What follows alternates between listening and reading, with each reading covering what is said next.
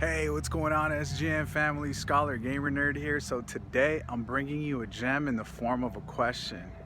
The question is, are you a red balloon tied to an anchor? So this question was inspired by a writing prompt I facilitated today in my classroom based on Sandra Cisneros' House on Mango Street.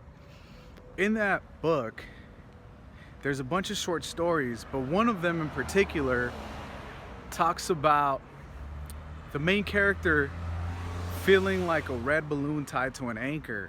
And so when you do a little bit of digging, you realize that the red balloon tied to the anchor essentially is a metaphor for the idea of feeling trapped, feeling limited. So today's gem is really a question. I want you guys to reflect. Have you ever felt like a balloon tied to an anchor? And if so, I want you to think about what makes you feel like that. In other words, where is that entrapment coming from? What is the source, right? Is it social, cultural? Do you feel trapped inside your house? Do you feel trapped inside your body? Do you feel trapped inside your mind?